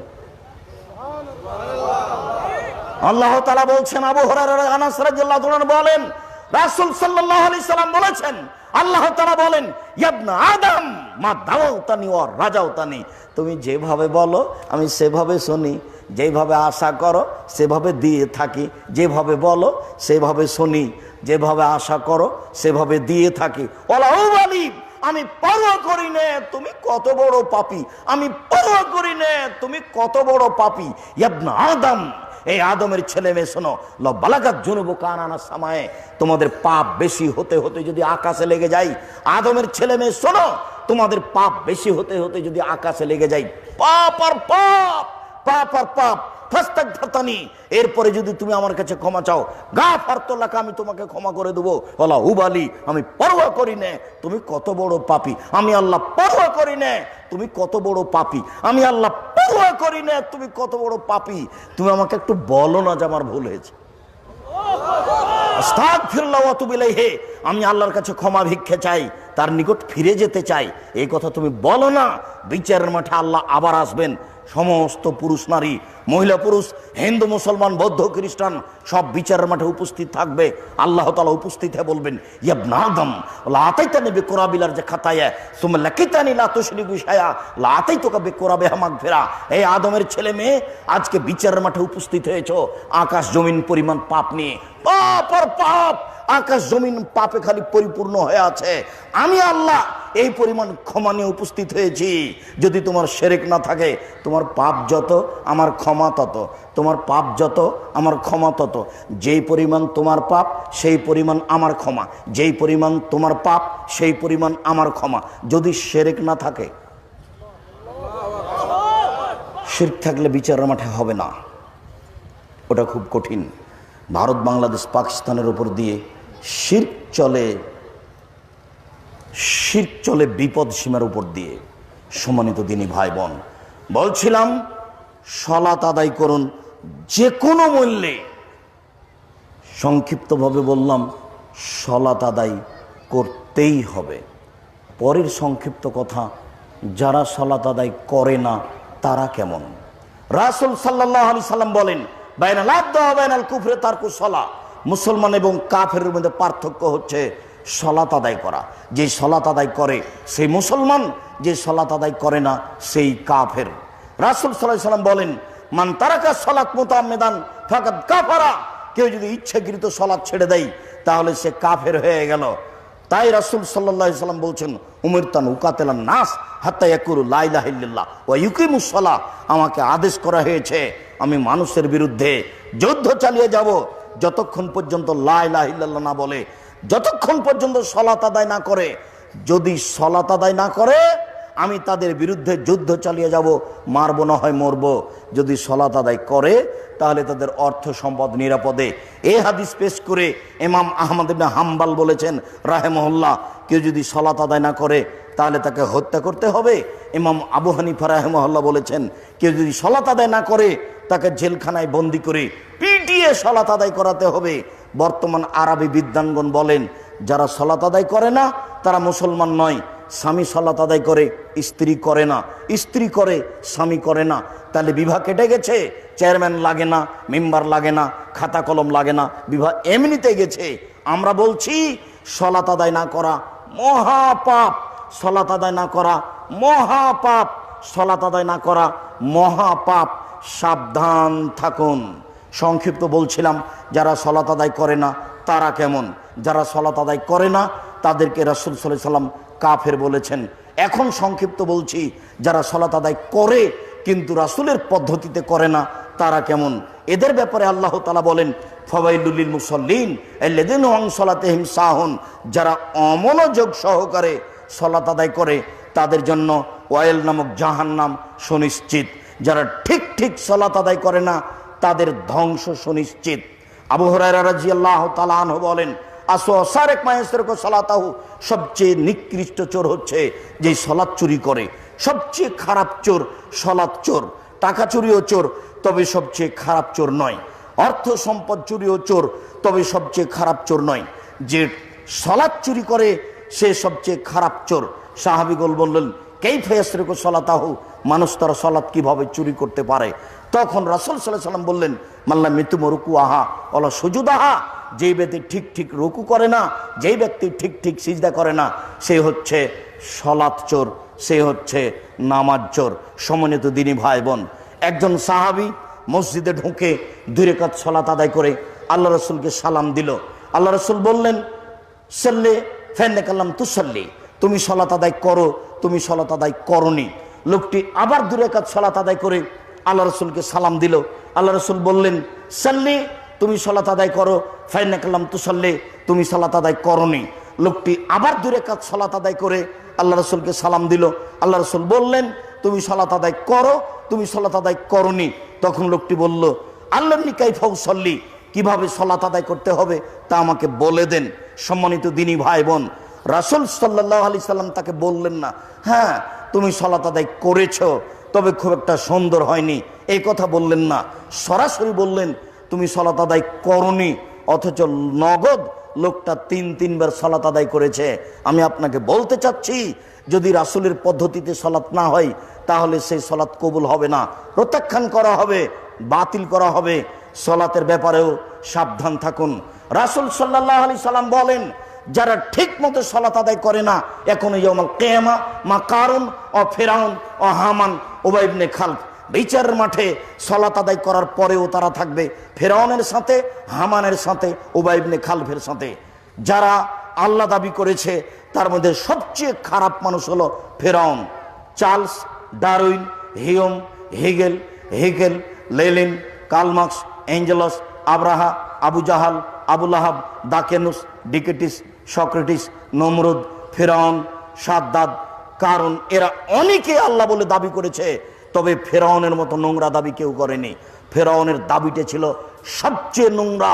ফেরাউন একদা বলেছিল মূসা আলাইহিস সালামকে, মালুম তো লাকুম মিন ইলাহিন গায়রি, আমি ছাড়া তোমাদের কোনো মাবুদ আছে এই কথা আমি ফেরাউন জানি না, আমি হচ্ছি তোমাদের মাবুদ। একদা ফেরাউন মূসা আলাইহিস সালামকে বলেছিল, লাইনিত্তাখাযতা ইলাহান গায়রি লাজালান্নাকা মিনাল মাসজুনিন, মূসা তুমি যদি আমাকে বাদ দিয়ে অন্য কাউকে মাবুদ বলো তাহলে আমি তোমাকে জেলখানায় বন্দি করে দেবো। ফেরাউন এক বৈঠকে বলেছিল, আনা রব্বুকুমুল আলা, আমি হচ্ছি তোমাদের সবচেয়ে বড় আল্লাহ, আমি হচ্ছি তোমাদের সবচেয়ে বড় প্রতিপালক। এরকম নোংরা কথা একমাত্র ফেরাউনই বলেছিল, পৃথিবীতে আর কোনো মানুষ এরকম ভাবে বলেনি। ফেরাউনের ব্যাপারে আল্লাহ যে বক্তব্য দিয়েছেন, এরকম কোন বক্তব্য আর কোন খারাপ মানুষের উপরে দেননি। আল্লাহ তাআলা ফেরাউনের ব্যাপারে বলছেন, আল ইয়াউমা নুনাজ্জিকা বিবাদানিকা লিতাকুনা লিমান খালফাকা আয়া, ফেরাউন আজকে তোমার লাশটাকে রেখে দিলাম চিরদিনের জন্য, তোমার লাশ মাটিতে খাবে না, তোমার লাশ পানিতে খাবে না, চিরদিনের জন্য তোমার লাশ থেকে যাবে, মানুষ দেখে তোমাকে উপদেশ গ্রহণ করবে। আমি যখন ফেরাউনকে দেখার জন্য আর আপনার ওই জাদুঘরে ঢুকলাম মিশরে, আমার খালি টেনশন এটাই, কখন আমি ফেরাউনের লাশ দেখতে পাবো। এমনি তো টিকিট করে ভিতরে ঢুকলাম, অনেকক্ষণ খোঁজার পরে বলছি, মাহবুব ফেরাউনের লাশ কোথায়? জিজ্ঞাসা করার পরে বোঝা গেল আবার টিকিট করতে হবে ফেরাউনের লাশ দেখতে হলে। আবার 150 পাউন্ড দিয়ে টিকিট করে ফেরাউনের লাশ দেখতে গেলাম, দেখি 12টা লাশ আছে, 3টা মহিলা আর 9টা পুরুষ। তার মধ্যে কোনটা ফেরাউন ঠিক বোঝা যায় না, তবে যেটাকে ফেরাউন বলতে চাচ্ছে সেটার হাত পাগুলি একটু কুষ্ঠ রোগের মতো হয়ে আছে, কালো কম, অন্যগুলি কালো বেশি, মাথায় কিছু চুল আছে বলে মনে হচ্ছে। সেখানে লেখা আছে আল ফারা আল আসলি, এ হচ্ছে আসল ফেরাউন। আল্লাহ আলাম, 3.5 বছর 3,500 বছর আগেকার কথা, সত্য মিথ্যা আল্লাহই ভালো জানে। আল্লাহ বলেছেন তোমার লাশকে রেখে দেব, কতদিন থাকবে, কোথায় থাকবে তা আল্লাহ তাআলা বলেননি। জাদুঘরে থাকতেও পারে, নাও থাকতে পারে, সবাই যেটা বলছে সেটা হতেও পারে, সবারই ধারণা। আমি অত স্পষ্ট বুঝতে পারি না, আমাকে সব ফেরাউনের সব লাশগুলিকে একই রকম মনে হচ্ছে, 19-20, আল্লাহই ভালো জানে। ফেরাউনের লাশ চিরদিন থেকে যেতে পারে এই কথা আল্লাহ তাআলা বলেন না, এই কথা সেই পর্যন্ত শেষ না, এই কথা কিয়ামত পর্যন্ত চলবে। বিদ্বানগণ সব রকমই বলেছেন, আল্লাহ আলাম। সম্মানিত দিনী ভাই বোন, সালাত আদায় করলেন, সুন্দর হলো না, থাকার সাথী হবে ফেরাউন, এর চেয়ে দুঃখজনক কি হতে পারে? অতএব আপনি সালাত আদায় করুন ঠিক করে। আবু সাঈদ খুদরি রাদিয়াল্লাহু তাআলা আনহু বলেন, আল্লাহ নবী বললেন, আবু সাঈদ খুদরি শোনো, পূর্ব দিক থেকে কতগুলি লোক বের হবে, শোনো, তারা বেশি বেশি সালাত আদায় করবে, তোমাদের সালাত তাদের কাছে কিছুই নয়। তারা বেশি বেশি সিয়াম পালন করবে, তোমাদের সিয়াম তাদের কাছে কিছুই নয়। তারা বেশি বেশি তাসবিহ তাহলিল জিকির আজকার করবে। দেখবেন তাসবিহ দানা তাসবিহ গণনা করে হাজার হাজার দানার তাসবিহ, মাঝে মধ্যে তাসবিহকে এরকম করা লাগে, মানে আশেপাশে লোক থাকলে আরো বেশি করা লাগে। আঙ্গুলে তাসবিহ গণনা করবেন, কেউ দেখতে পাবে না, নিচের দিকে আছে, নিচের দিকে আছে। আর তাসবিহ মাঝে মধ্যে কি করা লাগে, এরকম করা লাগে। আবার কেউ আসলে আরো করা লাগে, মানে জাহান্নামে চলেই গেছে। লোক দেখানো কাজ তো আর তো বলা লাগে না। আপনি এই কাজে গেলেন কেন? বিচারের মাঠে কয়েকটা জিনিস আপনার পক্ষে কথা বলবে, তার একটি হচ্ছে আঙ্গুল। যে আঙ্গুলে তাসবিহ গণনা করেন তাসবিহ দানা কথা বলবে না। বিচারের মাঠে কয়েকটি জিনিস আপনার পক্ষে কথা বলবে, তার একটি হচ্ছে আপনার ছেলে মেয়ে যেগুলো বাল্য অবস্থায় মারা গেছে, দুধের বাচ্চা মারা গেছে। সেই জন্য তো বলি, একটা ছেলে মেয়ে নেবেন কেন? আপনারা তো 10 ভাই বোন, 4-5টা আপনাদের ভাই বোন মারা গেছে, 5-7 জন আছেন, তো আপনারও 10-12টা ছেলে মেয়ে হোক না, 2-1টা যদি মারা যায়, এ দিয়ে জান্নাতে চলে যাবেন। এমন তর্ক লাগিয়ে দিবে এই ছোট ছেলে বিচারের মাঠে, জান্নাত না হওয়া পর্যন্ত তর্ক বন্ধ করবে না। কোরআন মাজিদ আপনার পক্ষে বিচারের মাঠে কথা বলবে। কালো পাথর, হাজরে আসওয়াদ, টাকা যদি বৈধ হয় তাহলে কালো পাথর আপনার পক্ষে কথা বলবে বিচারের মাঠে, আঙ্গুল কথা বলবে।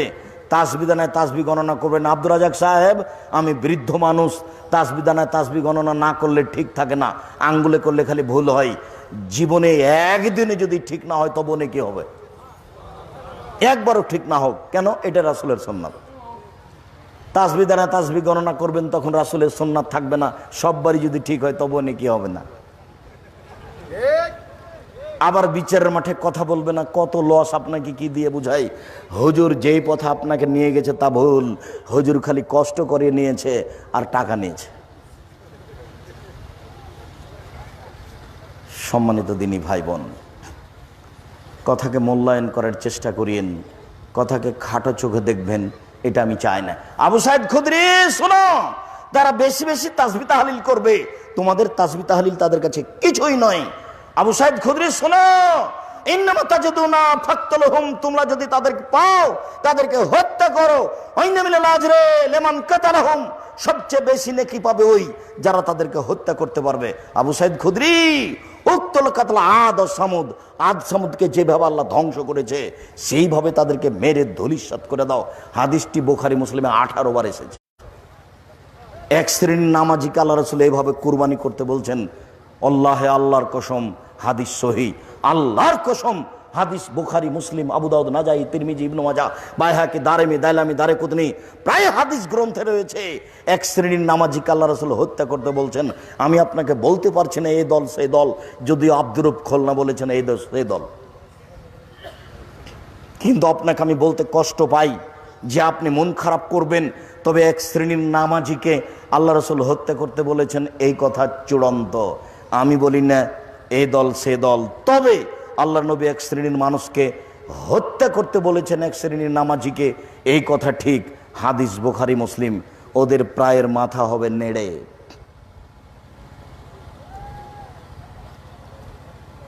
ওরা কোরআন মাজিদ পড়বে কিন্তু কোরআন মাজিদের সারমর্ম কণ্ঠনালীর নিচে যাবে না। ওদের সামনে খালি বলে দেখিয়েন যে একটু কোরআনের দাস হোক না, তখন এবারে ক্ষেপে আগুন হয়ে যাবে। বলে আপনাদের এই বইটা বাদ দিয়ে একটু বুখারীর দাসটা দেন, একটু বলেই দেখিয়েন। তো ওখানে সব রাসূলের কথা আছে, আর ওই বইটাতে কত যে মিথ্যা কথা আছে তার কোনো হিসাব নাই। মিথ্যা কথার একটা কথা আপনাকে বলি, লেখা আছে ওখানে, এমন জিকির করবেন মানুষ দেখে যেন বলে পাগল। তাহলে কেমন হবে? কল্যাণপুরে 3 তলার মসজিদে জিকির করছে, তো যখন আমি ঢুকেছি তখন জিকির চলছে, ইল্লাল্লাহ ইল্লাল্লাহ ইল্লাল্লাহ। একটু কেউ বুঝে না যে ইল্লাল্লাহ জিকির হচ্ছে কি না? আল্লাহ তুমি দয়া করো, তুমি সর্বশক্তিমান, তুমি সব কিছু করতে পারো। মানুষ ইল্লাল্লাহ বলে জিকির করছে, খুব জোরে সালাম দিয়েছি, আসসালামু আলাইকুম। তারপরে ঢুকে, কি ব্যাপার, এইটা কি, এইরকম কেন? জোরে বলে বন্ধ করুন, আমি আগে সালাত আদায় করবো তারপরে কথা। বন্ধ হয়ে গেছে, সালাত আদায় করছি, মনে মনে খুব গরম হয়েছে। আপনি এভাবে আমাদের ইবাদত বন্ধ করলেন কেন? দেখুন আরেকজন বলছে, লাভ দিয়ে ওঠা, আপনাকে চিনি, দয়া করে আপনি যান, আপনাকে আমরা কিছু বলতে চাচ্ছি না। মানুষ এভাবে ইবাদত করছে, অথচ আল্লাহ রাসূল বলছেন, আফজালুয যিকরি লা ইলাহা ইল্লাল্লাহ, সবচেয়ে উত্তম জিকির হলো লা ইলাহা ইল্লাল্লাহ। তাহলে হলো জিকির। রাসূল সাল্লাল্লাহু আলাইহি ওয়াসাল্লাম বলছেন, লাক্কানু মাউতাকুম লা ইলাহা ইল্লাল্লাহ, মরে মরে জান যায় যায় সেই মানুষটাকে বলে দাও লা ইলাহা ইল্লাল্লাহ। ওখানে কোরআন মাজিদ পড়ো না, কোরআন মাজিদ পড়ে কোনো লাভ হবে না, সূরা ইয়াসিনও নয়। রাসূল সাল্লাল্লাহু আলাইহি ওয়াসাল্লাম বলেন, মান কারা আখিরু কালামি লা ইলাহা ইল্লাল্লাহ ফাদাখালাল জান্নাহ, মানুষের জীবনে যদি শেষ কালেমা হয় লা ইলাহা ইল্লাল্লাহ, তাহলে জান্নাতে চলে গেছে। আল্লাহে, আল্লাহর কসম, রাসূল সাল্লাল্লাহু আলাইহি ওয়াসাল্লাম ওখানে বলেননি ইল্লাল্লাহ, রাসূল সাল্লাল্লাহু আলাইহি ওয়াসাল্লাম ওখানে বলেননি আল্লাহ, রাসূল সাল্লাল্লাহু আলাইহি ওয়াসাল্লাম বলেননি ওখানে হু, রাসূল সাল্লাল্লাহু আলাইহি ওয়াসাল্লাম বলেছেন, লা ইলাহা ইল্লাল্লাহ যদি মানুষের শেষ কালেমা হয় আর যদি মরে যায় তাহলে জান্নাতে চলে গেছে। আর আপনি যেটা বলছেন সেটা মানুষের কথা হতে পারে। সম্মানিত দিনী ভাই বোন, রাসূল সাল্লাল্লাহু আলাইহি ওয়াসাল্লাম এক শ্রেণীর নামাজিকে হত্যা করতে বলেছেন। এবার একটু বাস্তব সালাত আমার দিকে একটু লক্ষ্য করুন। সাল্লু কামা রাআইতুমুনি উসাল্লি। পৃথিবীর মানুষ, তোমরা আমাকে দেখে সালাত আদায় করো যেভাবে আমি সালাত আদায় করছি। তা আল্লাহর নবী কি বেঁচে আছেন যে তাকে দেখে দেখে সালাত আদায় করব? তাহলে যেগুলো সহিহ হাদিস তিনি চলে গেছেন, আমি চলে গেলাম, দুই জিনিস রেখে গেলাম, হাদিস আর কোরআন, এই দুটোই দেখে দেখে সালাত আদায় করব। তাহলে তাকে দেখে সালাত আদায় করা হলো। পৃথিবীর মানুষ, তোমরা আমাকে দেখে দেখে সালাত আদায় করো যেভাবে আমি সালাত আদায় করছি। তখন তিনি বলেননি মহিলাদের এমন পুরুষের এমন, মহিলাদের এমন পুরুষের এমন, এই কথা তিনি বলেননি। এবার সালাত শুরু হতে যাচ্ছে। সুন্দর করে ওযু করে নিয়ে সালাত আরম্ভ করবেন। ওযু করার পূর্বে পেশাব পায়খানার প্রয়োজন থাকলে আল্লাহুম্মা ইন্নী আউযু বিকা মিনাল খুবুসি ওয়াল খাবায়েস বলে পেশাব পায়খানায় বসবেন। তবে বিসমিল্লাহ সহ বললে শয়তান দেখতে পাবে না, আর বিসমিল্লাহ ছাড়া বললে দেখতে পাবে, ক্ষতি করতে পারবে না। আপনি উঠার সময়তে বলবেন গোফরানাকা, পানি দিয়ে পবিত্রতা অর্জন করবেন। আগে ঢেল টিস্যু পেপার, এই কথা মিথ্যে। পানি দিয়ে পবিত্রতা অর্জন করে হাত মাটিতে সাবানে মেচে নেবেন। আর যদি পানি না থাকে তখন ঢেল টিস্যু পেপার।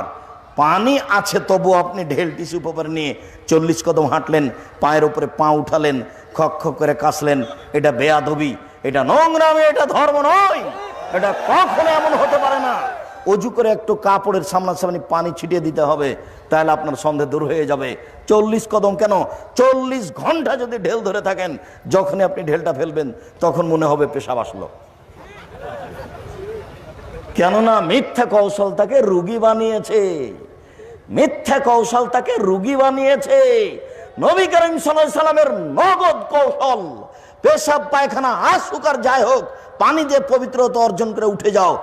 অজু যখন করবা, অজু শেষে একটু পানি নিয়ে লজ্জাস্থান সামনাসামনি এভাবে ছিটিয়ে দিও, তাহলে যত সন্দেহ আছে সব চলে গেল। রাসূল সাল্লাল্লাহু আলাইহি সাল্লামের সহজ পদ্ধতিকে ট্রেন ছুটে যাচ্ছে, গাড়ি তবু ওইভাবে এর পায়ের উপরে পা ওঠাচ্ছে। মাঝে মধ্যে আমার চোখের সামনে পড়ে, তখন আমি বলছি এরকম করছেন কেন ভাই? মানে ধর্ম কি পাগল নাকি? আবার তারা যেভাবে পবিত্রতা অর্জন করছে, আমি আপনাকে খাটো করিনি তো, মহিলাদেরকে পবিত্রতা অর্জন করতে হবে না এইভাবে? তা আপনি যেভাবে ঢেল নিয়ে হাঁটছেন, তো মহিলা যদি আপনাকে দেখে তাহলে তাকে কেমন কেমন লাগবে? মহিলাও যদি এভাবে ঢেল নিয়ে হাঁটে তাহলে আপনাকেও কেমন কেমন লাগবে? দুটাই পরস্পর মুখামুখি জাতি, তাহলে আপনি এই কাজ করছেন কি করে? এটা ধর্ম হয় কি করে? ভুল হিসাব।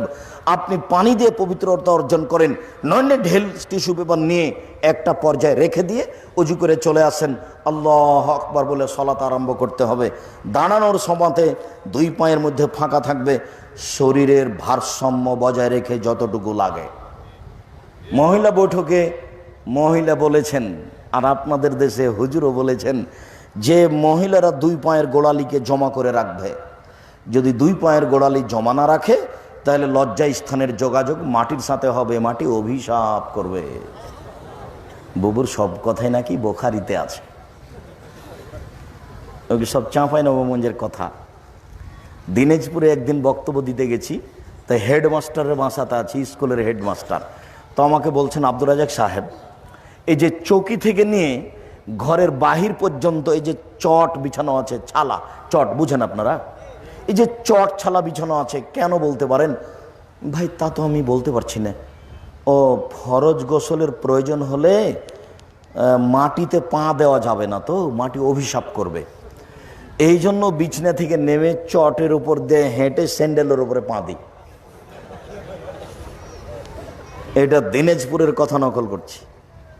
আর রাজশাহী বাগমারার কথা আমাদের এক ডাক্তার ছিলেন নদাপাড়া মাদ্রাসায়, উনি বলছেন যে আমরা স্বামী স্ত্রী গোসল করে আসছি আর যাচ্ছি, আমি আসছি আর ও গোসল করে যাচ্ছে, যদি গায়ের সাথে গাও লেগে যায় তাহলে গোসল বাতিল। এভাবেই চলছে। আর এই এলাকাতে আরও কত আছে, যেহেতু এই এলাকা শিরক বেদাত পরিপূর্ণ এলাকা, বৃহত্তর নোয়াখালী, বৃহত্তর খুলনা, বৃহত্তর চট্টগ্রাম, বৃহত্তর বরিশাল, বৃহত্তর সিলেট, শিরক দিয়েই ভরা, বেদাত দিয়েই ভরা, এগুলোই ইবাদত। শিরকি ইবাদত, বেদাতি ইবাদত। নির্দ্বিধায় ঘন্টার ঘন্টা জিকির চলছে, মুহাম্মদ সাল্লাল্লাহু আলাইহি সাল্লামের মিলাদ চলছে, এটাই ইবাদত, যার কোনো ভিত্তি নেই। একবার সূরা ইখলাস 3 বার পড়লে একবার কোরআন মাজিদ সমান পড়ার নেকি হবে। নেকিতে ব্যাগ ভরে নেন, তার কি রহমতের অভাব আছে? আল্লাহর নবী বলছেন, সারা পৃথিবীর মানুষ, সারা পৃথিবীর জিন, সারা পৃথিবীর প্রাণী সবাই যদি নিজ নিজ প্রয়োজন একসাথে চায়, আপনি বলছেন আল্লাহ তুমি আমাকে 10 কাঠা জমি ফরিদপুর শহরে করে দাও। আমি বলছি আল্লাহ তুমি আমার একটা ভ্যানের ব্যবস্থা করে দাও। উনি বলছেন ঢাকাতে একটা বাড়ি করে দাও। সারা পৃথিবীর মানুষ একসাথে নিজ নিজ প্রয়োজন চাচ্ছে। আমি আল্লাহ যদি সবার প্রয়োজন একসাথে পূর্ণ করে দিই, তাহলে আমার কাছে যত আছে তত থেকে কমবে না অতটুকু।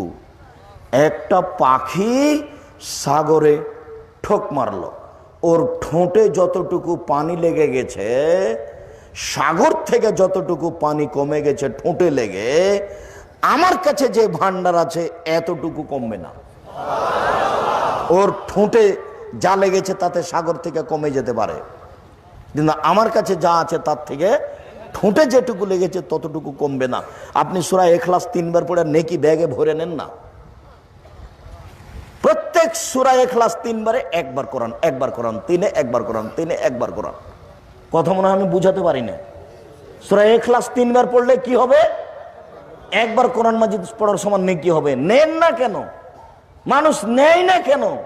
কেন এখানে ঘন্টার ঘন্টা যাবত মিলাদ করতে গেল, জিলাপি বিতরণ করতে গেল? হিসাব পায় না কেন হু হু করে এত সময় কাটাচ্ছে? কেন ইল্লাল্লাহ ইল্লাল্লাহ বলে ঘন্টার ঘন্টা কাটাচ্ছে? ও তো সূরা ইখলাস 3 বার পড়লে ব্যাগ ভর্তি। হাদিস বুখারী মুসলিম, কিয়ামত পর্যন্ত এর ভিতরে সরিষা ঢোকানো যাবে না। যেভাবে বলছি সেভাবেই থাকবে। সম্মানিত দিনী ভাই বোন, রাসূল সাল্লাল্লাহু আলাইহি ওয়াসাল্লামের পদ্ধতিতে সালাত আদায় করুন। আল্লাহু আকবার। ডান হাতের কবজি বাম হাতের কবজির উপরে রেখে, বাহুর উপরে বাহু রেখে বুকের উপরে রাখুন। বুকের উপরে হাত বাঁধার হাদিস 5টি সহিহ, নভের নিচে হাত বাঁধার হাদিস 3টি জয়ীফ। সহির প্রতি আমল করার চেষ্টা করুন, আল্লাহ বরকত দিবে, শান্তি পাবেন। বুকের উপরে হাত বেঁধে আপনি বলুন, আল্লাহুম্মা বাঈদ বাইনি ওয়া বাইনা খাতায়ায়া কামা বা'আদতা বাইনাল মাশরিক ওয়াল মাগরিব, আল্লাহুম্মা নাক্কিনি মিনাল খাতায়া কামা ইয়ানক্কা সাবুল আবিজু মিনাদ দানাস, আল্লাহুম্মা আগসিল খাতায়ায়া বিল মাই ওয়াস সালজি ওয়াল বারাদ। হে আল্লাহ, তুমি আমাকে আর আমার পাপকে অত দূরত্বে রাখো, পূর্ব এবং পশ্চিমকে তুমি যত দূরত্বে রেখেছো। আল্লাহ তুমি আমার পাপকে ধুয়ে পরিষ্কার করে দাও, যেমনভাবে সাদা কাপড়কে ময়লা থেকে ধুয়ে পরিষ্কার করা হয়। আল্লাহ তুমি আমার পাপকে বরফ দিয়ে, তুষার দিয়ে, ঠান্ডা পানি দিয়ে ধুয়ে একবারে জকজকে করে দাও আমাকে, আমার যেন কোনো পাপ না থাকে। আউযু বিল্লাহি মিনাশ শাইতানির রাজিম। মারদুদ বিতাড়িত শয়তান থেকে পরিত্রাণ চাচ্ছি। বিসমিল্লাহির রহমানির রহিম। পরম দাতা দয়ালু নামে আরম্ভ করছি। আলহামদুলিল্লাহি রাব্বিল আলামিন। বিশ্বজগতের প্রতিপালকের প্রশংসা। আর রহমানির রহিম, তিনি হচ্ছেন পরম দাতা দয়ালু। মালিক ইয়াউমিদ্দিন, তিনি হচ্ছেন বিচার দিনের মালিক। ইয়াকা না'বুদু, একমাত্র তোমার ইবাদত করি। ওয়া ইয়াকা নাস্তাঈন, একমাত্র তোমার নিকটে সাহায্য চাই। ইহদিনাস সিরাতাল মুস্তাকিম, তুমি আমাকে সোজা সঠিক পথ দেখাও। সিরাতাল লাযিনা আন'আমতা আলাইহিম, ওদের পথ তুমি দেখাবে যাদের ভালোবেসেছো। গায়রিল মাগযুবি আলাইহিম ওয়ালাদ দাল্লিন, ওদের পথ তুমি দেখায়ো না যাদেরকে ভ্রান্ত করেছো, যারা ভ্রান্ত পথে আছে তাদের পথ তুমি দেখায়ো না। আমিন। দীর্ঘ সময় ধরে তোমার দরবারে যে প্রার্থনা করলাম, সেই প্রার্থনা তুমি কবুল করো। সম্মানিত দিনী ভাই বোন, কোরআন মাজিদে 114টি সূরা রয়েছে, শুধুমাত্র একটি সূরার শেষে আছে আমিন, আর কোন সূরার শেষে আমিন নেই, মানে কবুল করো। এই সূরা ফাতিহা একটি ব্যতিক্রম সূরা। পৃথিবীতে সবচেয়ে ভিন্ন ধরনের এক অদ্বিতীয় ব্যতিক্রম দোয়া, এর চেয়ে উঁচু মানের দোয়া পৃথিবীতে নেই। সূরা ফাতিহাতে মাত্র একটি বাক্য আছে, অন্য কিছু নেই, শুধুমাত্র একটি কথা। সেই কথাটি বলতে গিয়ে আল্লাহর প্রশংসা করা হয়েছে। প্রশংসা করে আল্লাহকে খুশি করা যায়। একটু হাম পড়লে খুব খুশি হয়ে যায়, একটু চাওয়ার আগে কিছু বলা লাগে। ইনি খুব ধনী মানুষ, কেউ চাইলেই টাকা দেয়। আপনি গিয়ে যদি বলেন টাকা দেন, 10,000 টাকা ছেলের হাত ভেঙে গেছে, তাহলে রাগ করবে। গিয়ে যদি বলেন আমি খুব বিপদে পড়েছি, আপনি তো সবাইকে দেন, আমার ছেলের হাত ভেঙে গেছে, আপনার হাত পা ধরে বলছি আপনি আমাকে 10,000 টাকা দেন, আমি অন্তত এখন মেডিকেলে যাই। এইভাবে বারবার অনুনয় বিনয় করে বললে, প্রশংসা করলে লোকটা খুশি হয়ে দিতে পারে। আর গিয়ে যদি বলেন 10,000 টাকা দেন, তখনও বলবে তুমি কে গো, সরো এখান থেকে। তার মানে কথার মাপ না থাকলেও দেবে না। তো এখন আল্লাহর সাথে একটা কথা বলবো, একটাই কথা, তাই তাকে তার প্রশংসা, খুব খুশি। বিশ্বজগতের প্রতিপালক তুমি, পরম দাতা দয়ালু তুমি, বিচার দিনের মালিক তুমি, একমাত্র তোমার ইবাদত করি, একমাত্র তোমার নিকটে সাহায্য চাই। তুমি আমার একটা কথা শোনো, তুমি আমার একটা কথা শোনো, তুমি আমার একটা কথা শোনো। ইহদিনাস সিরাতাল মুস্তাকিম, তুমি আমাকে সোজা সঠিক পথ দেখাও। কেউ যে বলছে মাঝভান্ডারিতে আসো, কেউ যে বলছে দেওয়ানবাগিতে আসো, কেউ যে বলছে এই দলে আসো, আমি কোন দলে যাব? তুমি আমার একটা কথা শোনো, আমাকে সোজা পথ দেখাও। আবুল আলা মওদুদী রাহিমাহুল্লাহ বলেন, আমাকে রাজপথ দেখাও, আমি কোন পথে যাব? সমস্ত প্রশংসা তোমার, পরমদাতা দয়ালু তুমি, বিচার দিনের মালিক তুমি, একমাত্র তোমার নিকটে সাহায্য চাই, একমাত্র তোমার ইবাদত করি। তোমার একটা কথা শোনো, তুমি আমার একটা কথা শোনো, তুমি আমার একটা কথা শোনো, সোজা পথ দেখাও। ওই পথ দেখাবে যাদের ভালোবেসেছো, ওই পথ দেখায়ও না যাদের খারাপ বেসেছো। যা কিছু বললাম আমিন, সেটা তুমি কবুল করো, তার নাম সূরা ফাতিহা। সব সময় বলতে হবে, একাই হলেও সবাই হলেও, জোরে হলো নীরবে হলো, পৃথিবীর ব্যতিক্রম দোয়া, পৃথিবীর ব্যতিক্রম দোয়া। এরপরে যে কোনো সূরা, কুল আল্লাহু আহাদ, হে নবী আল্লাহ, হে নবী আপনি বলুন আল্লাহ একক, আল্লাহু সামাদ, আল্লাহ নিরপেক্ষ মুখাপেক্ষহীন, লাম ইয়ালিদ, তিনি কাউকে জন্ম দেননি, ওয়ালাম ইউলাদ, তিনি কারো থেকে জন্ম নেননি, ওয়ালাম ইয়াকুল লাহু কুফুয়ান আহাদ, তার সমকক্ষ কেউ নেই। এই বলে আল্লাহু আকবার বলে রুকুতে চলেন। রুকুতে ইচ্ছামতো দোয়া পড়েন, পিঠের হাত একবার লম্বা করে সোজা রাখবেন, হাত দুটা বাঁকা রাখবেন না, একবারে সোজা করে রাখবেন, মাথা উঁচু করবেন না, নিচুও করবেন না। তাসবিহ পাঠ করুন। এরপরে বলেন সামি আল্লাহু লিমান হামিদা, রাব্বানা লাকাল হামদ, হামদান কাসীরান তাইয়িবান মুবারাকান ফি। আল্লাহর প্রশংসা করলাম, ওই আল্লাহ তার প্রশংসা শুনল। পবিত্রময় মঙ্গলময় তিনি করলেন তার। মিলাল সমাতে আকাশ পরিমাণ প্রশংসা, মিলাল আর জমিন পরিমাণ প্রশংসা, মিলামা বাইনাহুমা, আকাশ জমিনের মধ্যে যেই ফাঁকা রয়েছে সেই পরিমাণ প্রশংসা, মিলামা শাতামিন শাইন বাদো। এরপরে কত তোমার প্রশংসা আমি জানি না, যত চাও তত তোমার প্রশংসা। এই বলে সিজদায় চলেন। সিজদায় যাওয়ার পূর্বে আপনাদের সাথে জরুরি কয়েকটি কথা। তার প্রথম কথা হচ্ছে, হাত দুটি দুই কানের পাশে থাকবে, আঙ্গুল জমা জমা থাকবে, কোনো এভাবে উঠিয়ে রাখতে হবে যেন পেটের নিচ দিয়ে ছাগল পার হয়ে যেতে পারে। দুই পায়ের গোড়ালি সহ পা দুটি জমা থাকবে। আল্লাহর নবী বলছেন, আমাকে 7 হাড়ের উপরে সিজদা করতে বলা হয়েছে। নাক কপাল 1, 2 হাত 3, 2 হাঁটু 5, 2 পায়ের বৃদ্ধাঙ্গুল 7। সিজদার সমাধি যদি পা উঠিয়ে পা চুলকান তাহলে 6টা হয়ে যাবে। সিজদার সময় যদি হাত উঠিয়ে পিছনে গায়ে বা কোথাও চুলকান তাহলে 6টা হয়ে যাবে। সিজদার সময় কোনো কিছু করতে পাবেন না। যদি কিছু করা লাগে, হাত পা চুলকানো লাগে, তাহলে সিজদা থেকে উঠে এসে চুলকান। রাসূল সাল্লাল্লাহু আলাইহি ওয়াসাল্লাম বলছেন, আমাকে 7 হাড়ের উপরে সিজদা করতে বলা হয়েছে। চুলগুলি বেঁধে নিতে নিষেধ করা হয়েছে, হাত পায়ের কাপড় জড়িয়ে নিতে নিষেধ করা হয়েছে। হাতের কাপড় খুলে দিতে হবে, পায়জামা প্যান্ট উপরে জড়াতে হবে, নিচে নয়। কেটে ফেলে দিতে হবে। যদি কোনো কারণবশত কাটা না হয় তাহলে উপরে জড়াতে হবে, নিচে জড়ানো নিষেধ। 7 হাড়ের উপরে সিজদা করতে বলা হয়েছে। মহিলা পুরুষ একই ব্যাপার।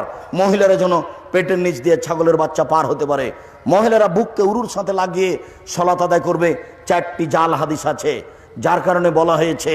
চাঁপাইনবাবগঞ্জ মহিলা বৈঠকে বলে, বুবু তুমি যখন সিজদায় যাওয়া বুবু, হাতি যেমন মাটিতে পড়ে যায় তেমন একবারে মাটিতে পড়ে গিয়ে বুককে উরুর সাথে লাগিয়ে আঁটো সাঁটো হয়ে সিজদা করিও বুবু।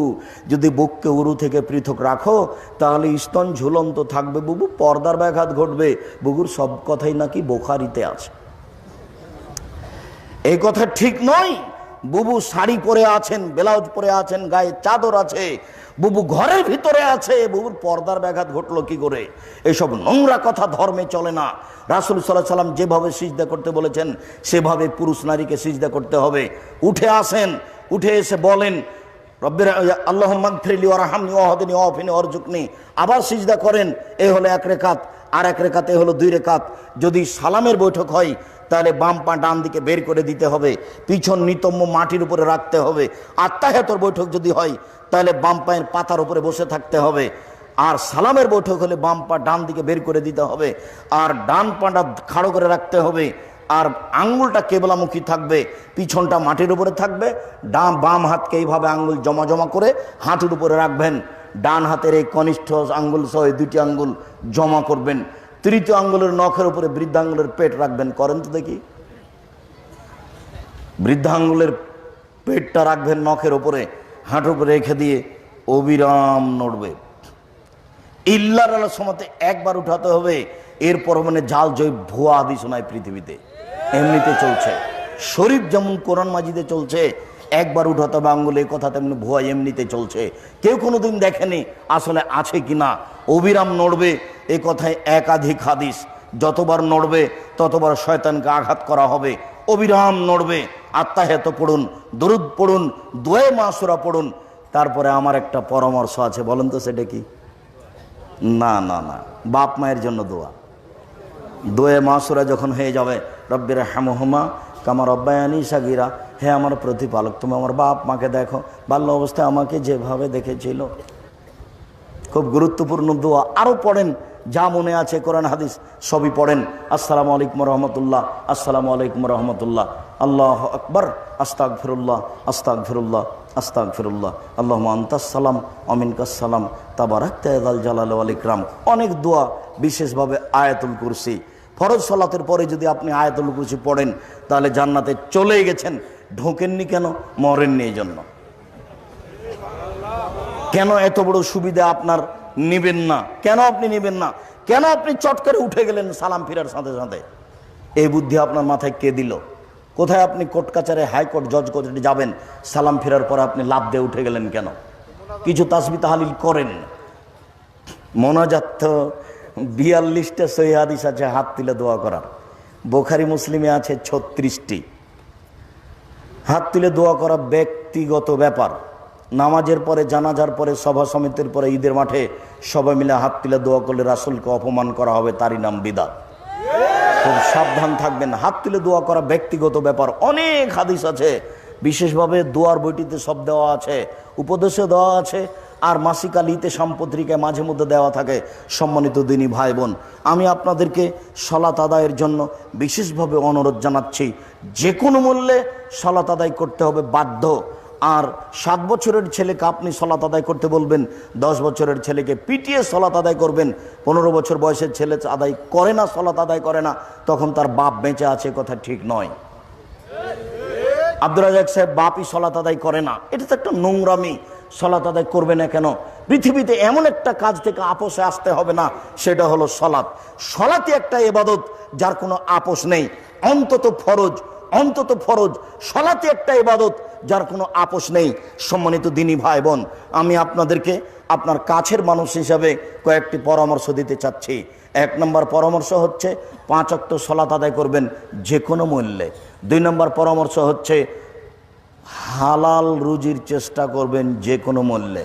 3 নম্বর পরামর্শ হচ্ছে যে কোরআন মাজিদ পড়তে অভ্যাসী হবেন, অল্প হলেও শেষ পর্যন্ত সূরা ইখলাস। ইখলাস বুঝি তো, কুল হুয়াল্লাহু আহাদ, শেষ পর্যন্ত এইটা সকালে সন্ধ্যায় 3 বার করে পড়ার অভ্যাসী হই। কোরআন মাজিদ পড়ার জন্য অনুরোধ রইল। বাপ মাকে যে কোনো মূল্যে মূল্যায়ন করতে হবে, যে কোনো মূল্যে। প্রয়োজনে যদি স্ত্রীকে তালাক দিতে হয় সেটাও দিতে হবে। স্ত্রীকে তালাক দিতে আমি বলিনি, স্ত্রীকে মারতে গালি দিতে বলিনি, তবে বাপ মাকে মূল্যায়ন করতে হবে যে কোনো মূল্যে। এই কথা আমি জোরালোভাবে বলে যাচ্ছি। রাসূল সাল্লাল্লাহু আলাইহি ওয়াসাল্লাম বলছেন যে তোমার বাপ মাই তোমার জাহান্নাম, তোমার বাপ মাই তোমার জান্নাত, তোমার বাপ মাই তোমার জাহান্নাম, তোমার বাপ মাই তোমার জান্নাত। যেহেতু তারাই জাহান্নাম জান্নাত, কাজে তাদেরকে মূল্যায়ন করার জন্য প্রাণপণে চেষ্টা করতে হবে। তারপরে যেটা আমি জোরালো দাবি রেখে থাকি সেটা হলো এই, জামিয়া সালাফিয়া ডাঙ্গিপাড়া পাবা রাজশাহী, জামিয়া সালাফিয়া রূপগঞ্জ নারায়ণগঞ্জ ঢাকা, এই প্রতিষ্ঠানের জন্য দোয়া করবেন। একটু খালি বলবেন, আল্লাহ আব্দুর রাজ্জাক সাহেবের জামিয়া সালাফিকে তুমি কবুল করো। এইটুকু আমার দাবি। কেন? আপনার বলাতে যদি উপরে কবুল হয়ে যায় তাহলে আর কোনো সমস্যা নেই। আর যদি উপরে কবুল না হয়, সারা দুনিয়া মিলে যদি চেষ্টা করি তো সফল হওয়া যাবে না। এইটুকু আমি আপনাদের কাছে জোরালো দাবি রাখি। জামিয়া সালাফের পক্ষ থেকে মুখপাত্র পত্রিকা আছে মাসিক আল ইতেশাম পত্রিকা, আপনাদের সবাইকেই আজকে তো নিয়ে যেতে হবেই, মাসিক গ্রাহক হতে হবে। আমার 10 জন মুফতির মাধ্যমে এই ফতোয়া লেখা হয়, অনেক পয়সা খরচ হয়, অনেক বড় স্বাদ। জামিয়া সালাফের মুখপাত্র পত্রিকা 20 টাকা মূল্য, তেমন কিছু নয়।